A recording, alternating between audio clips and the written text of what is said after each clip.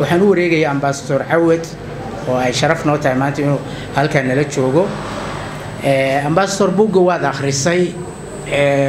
waxaan filayaa si fiican inaad u dhuxday qof kasta marka uu buug akhriyo dadku hal buug baa laga yaabaa 5 qofood inay aragtiyo kala duwan ka kala keenaan qof walba meel buu ka eegaa waxaana suuragal ah meeshu u badan yahay in maaragtay ay soo jeedato marka ambassador adigoo mahadsan ku soo dhawaanaya buuggan nuxurkiisa iyo hadii lagu eego wadciga iyo marxaladda hadda uu ku soo beegmay soo bixitaankiisa waqti ahaan waxa uu ka hadlayo garta la naqayo gudubta waxyaabaha dhacaya maxaad nooga faa'iideyn lahayd oo aad buugga maaragtay nuxur ahaan maadaama aad akhrisay u soo koobi lahayd soo dhow السلام عليكم مالي وناكسن marka hore intaan su'aasha ka jawaabin waxaan sameeyaa disclaimer ama waxaan hayban sheeganaya anigu ma ahi abwaan ma ahi hal abuur ma ahi suugaanyahan ma ahi laakiin waxaan ahay dadka waxaan ahay suugaan quuti waxaan ahay dadka suugaanta isticmaala suugaanta aan quuto ama aan isticmaalo ama aan akhristo waxaa ugu badan suugaan aan Soomaali ku qorayn afka Ingiriiska literature baa lagu yiraahdaa ama Carabtu adab bay dhahaan ama haddii novel laga hadlayo qisas bay dhahaan iyo novelist marka afka Ingiriiska iyo afka Carabigan waxaan ku akhristaa halabuurka iyo aqoonta wixii la xiriira majaalka waxaan kaloo isku tirin karaa kastoo aan wax ka qorin inaan ahay adduunka kale oo caadiga ah waxaa jira wax la yiraahdo literary critic ama dad markay akhristaan suugaanta qaybaheeda ama ha noqdo novel ama ha noqdo short story ama ha noqdo gabay poem ama ha noqdo theater movie riwaayad dad waxaa jira wax ka sheega oo aqoon gaar ah u leh oo farsamo gaar ah u leh waa cilmi gaar oo jaamacadaha adduunka laga barto innaga dhibaatada in haysata waxaa ka mid ah qoladaasi waa nagu yar tahay maxaa yeelay wax akhriskaaba nagu yar marka maxamed baadaat wuxuu yiri maxamed Soomaali magaca maxamed baadaat wuxuu yiri ninkaani hadduu ku soo biiray wax akhriska marka aniga waxaan dhashay anoo wax akhrisanaya laakiin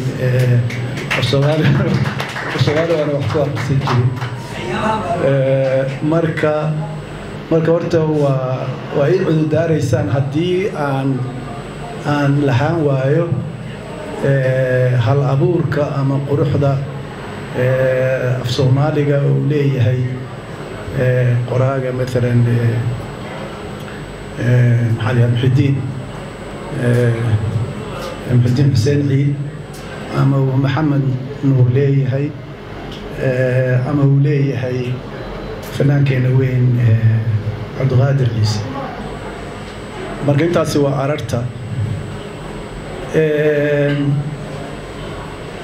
أنا وقت بدن بعد كقاعدة يا وحن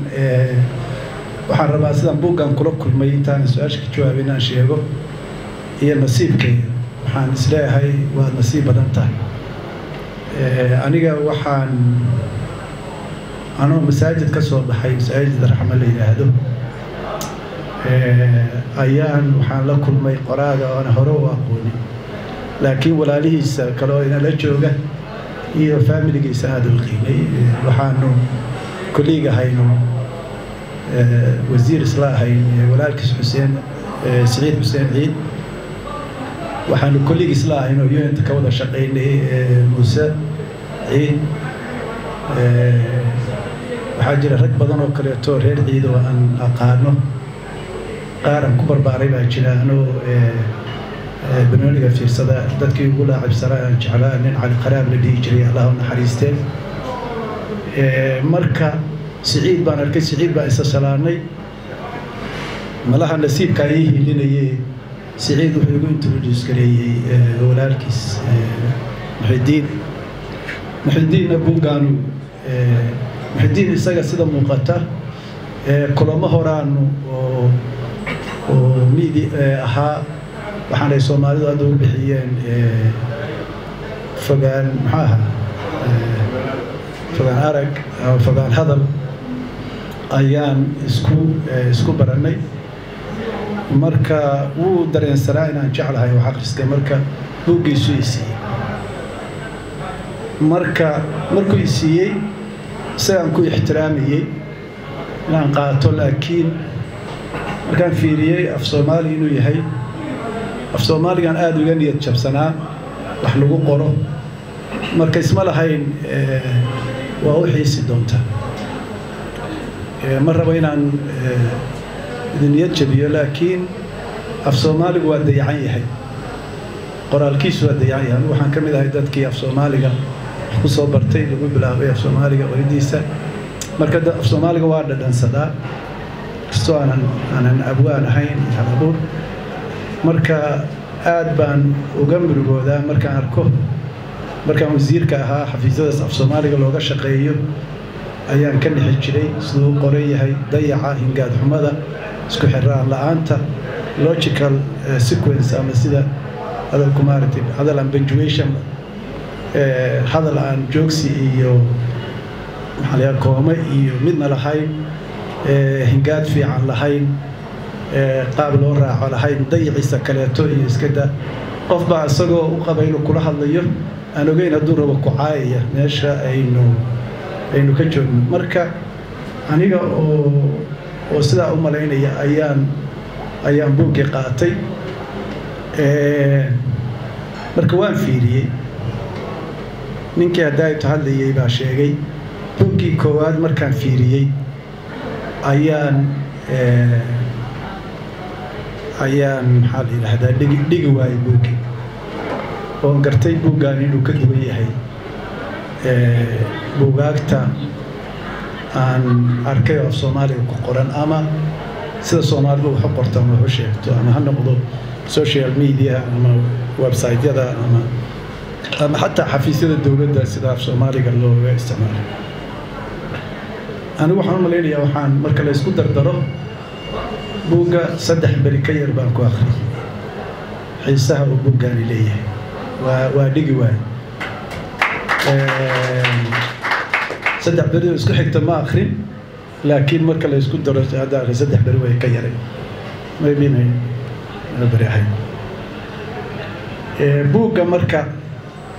anoo ka jawaabaya su'aashaadii buugga waxaan marka hore waxaan rabay inaan ama haddaba adeegsan doonaa farsamada dib u eegidda buugga ama eegidda buugga la sameeyo oo ah marka hore qaabka buuggu u qoran yahay sida loo daabacay loo sameeyey luqadda la adeegsaday quruxdeeda ama dayaceeda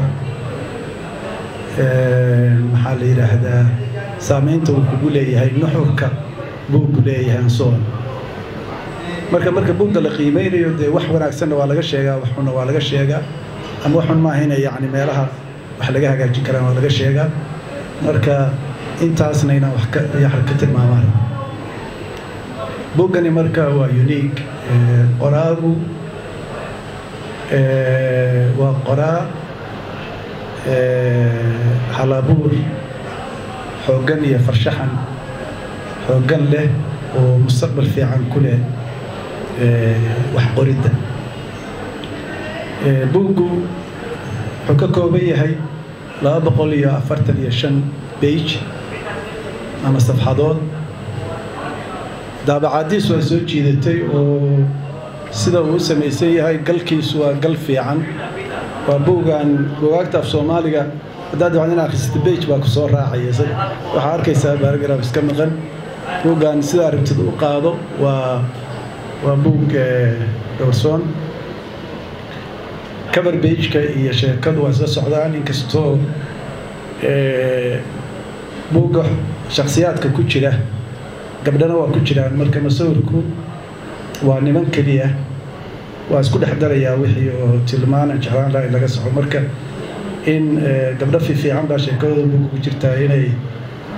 gabar ku jirto way fiicnaan lahayd laakiin masawirka laakiin buugga waxa uu ka sheekaynayo biicada uu ka sheekaynayo halkan waa ka muuqata waa dad Soomaaliyeed oo reer baadiye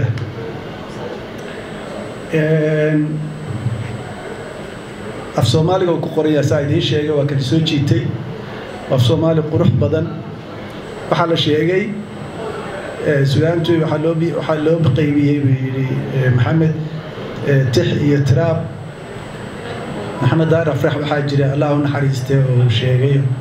ragga af Soomaaliga qoridooda ragga ugu waaweynaha ogaarna qoray sida buuggi maanafaayo wuxuu kaloo ku daray waxa la yiraahdo tiraab tixeed oo ah tiraabta oo aan tix ahayn laakiin u habaysan sida tixda oo kaleeto oo aan ahayn mesela anigu afkaan ku hadlayo kaleeto oo laga yaabo inuu af garooc yahay laakiin Saciid wuxuu isku daray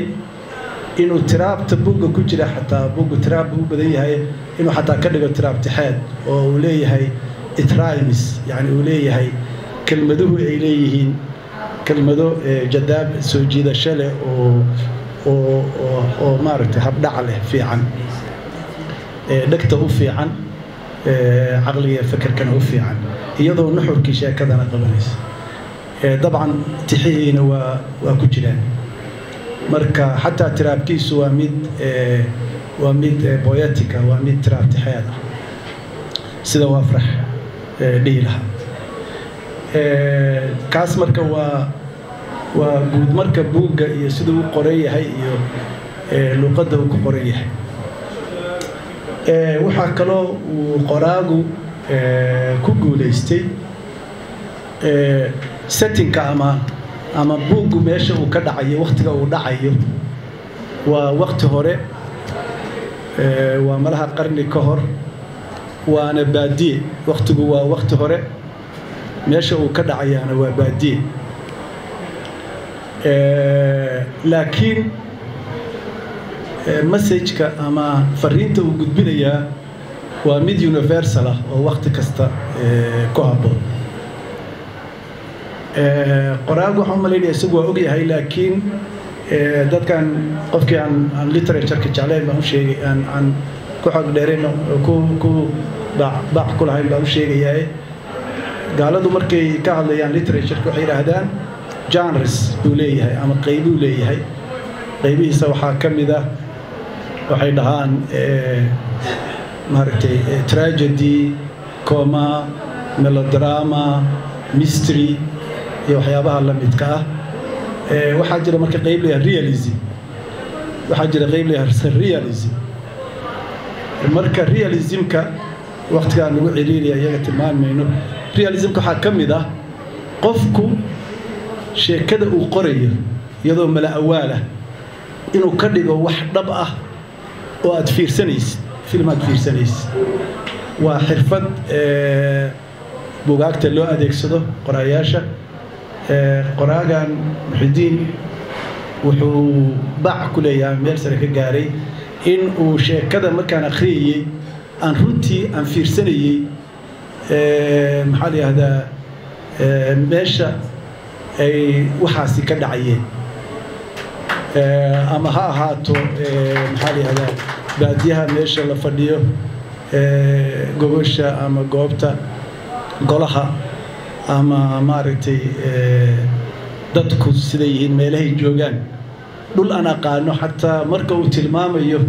shakhsiyaadka iyagana sidoo kaleeto shakhsiyaad dhabo taqaan doon waxaan ku gabagabeynayaa waan ku dheeraadayna ugu hordootaan ma rabo su'aashaan ka jawaabaya buugani wuxuu waxaa moodaysaa qoraagu in uu culumta بني آدم كنولشيسا سيدا دايتو تلمامي بوغاني وحو كهاليا قيبهان سوغانتا يفرشحن كي قرحدي والي هاي هالابوركي والي هاي وحو لي هاي وحو قرفينيا بلشدة نرشيدا حرير كيدا وحو كهاليا حمان إيا وناق وحو كهاليا أنا waxaa ka mid ah waxyaabaha aan bartay siyaasadda wuxuu ka hadlayaa siyaasadda maxaa la yiraahdaa shakhsiyaadka qaarkood siyaasiyiin taqaanid bay waqaanayaan مثلا wuxuu ka hadlayaa kaliitilisnimo nin ka mid ah shakhsiyaadka meesha ku jira oo kowta la yiraahdo kaligiis baa ayaa jecel wax kasta isaga iyo reerkiisa wiilashiisu rabaa waxa dadka u dhaxeeyo oo dhan inay qaataan dadka inuu dhuxuu rabaa isagoo amarkiisa in la raaco rabaa natiijadeedana buugu ka helaya oo ah sida dictator kale adduunka soo maro oo dhan siyaasadda say noqdeen dhanka kale wuxuu ka hadlayaa psychology-ga qofka shakhsiyadiisa iyo marka psychology sociology maxaa la yiraahdaa literature wuxuu isugu jiraa philosophy wuxuu ka hadlayaa falsafada nolosha iyo bini'aadamku waxay ku horumaraan wuxuu xataa buugu ka hadlayaa cilmi kale oo iyadana aan bartay oo la yiraahdo peace and conflict maxaa la yiraahdaa ama sida conflictiga ama colaadaha sida loo nabadeynta colaadaha sida loo daaweeyo marka nolosha qofka bini'aadamka meel la kama u tagayo wuxuu ka hadlayaa sida odayaasha qaarkood ay xal nabadeed ay u keenayaan wuxuu ka hadlayaa xataa muhiimadda ay aqoontu leedahay buugga haddaata nin baa yidhi qabiilu ka hadlay qabiilo I don't think hal mar qabiil ku sheegay buugga beelo iyo wuxuu ka hadlayaa dad isla dega iyo siday isula xiriiraan buuggu wuxuu ka hadlayaa dabcan guur iyo jacayl wuxuu ka hadlayaa colaad iyo maaragtay dagaal wuxuu xataa ka hadlayaa farsamada dagaalka sida loogu guuleysto loo qorsheysto istiraatiijiyada dagaalka marka buuggu wax uu ka tagayo ma laha wuxuu ka hadlayaa moral wanaaggu wuxuu yahay wuxuu kaloo sheegayaa buuggu ku gabagabeynayaa buuggu wuxuu sheegayaa in wanaagu uu markasta guuleysto inkasta oo noloshu ay leedahay imtixaan tahay aayadihii quraanka ahay oo dhan baa iyadana ku dhan oo diin buu ka hadlayaa asagoon aayado quraan ku soo daliishanayn wuxuu cajiib ku yahay dadka hadlaya oo dhan waxaan moodaa buugga senteniska ama jumlada ugu horeysa ama Soomaali maxaa lagu yiraahdaa qorahda ugu horeysa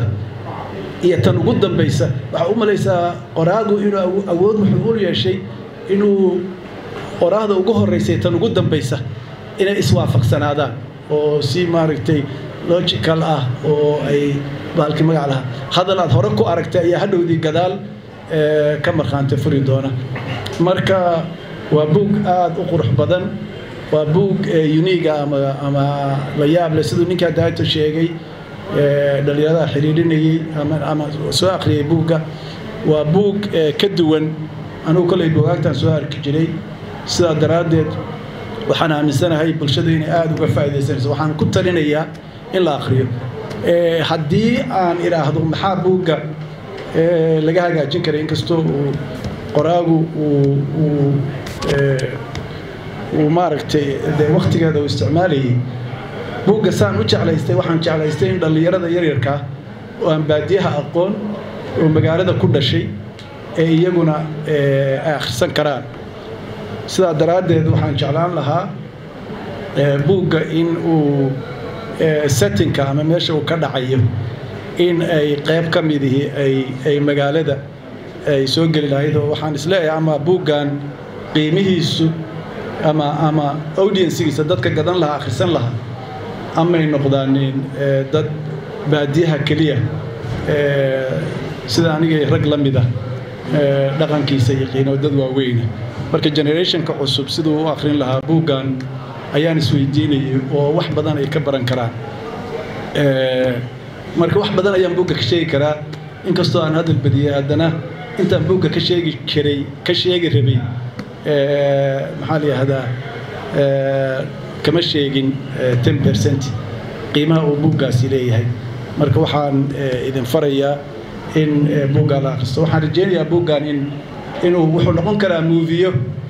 ayaa laga samayn karaa buugga kan si maybe dhalinyarada aan iyagu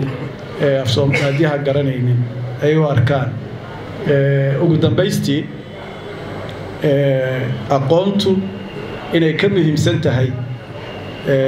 qabiilka iyo maaragtay maxaa la yiraahdaa ayuu oo aqoontu ay tahay hub oo hal qof ku guuleysan karo waxaa buugga ku soo noqonaysa in aragtida iyo maaragtay garaadka qofku uu muhiim yahay oo ka muhiimsan yahay inaad qabiil iyo ciidan iyo xoolo badan iyo qabiil dad badan aad leedahay waa mahadsantihiin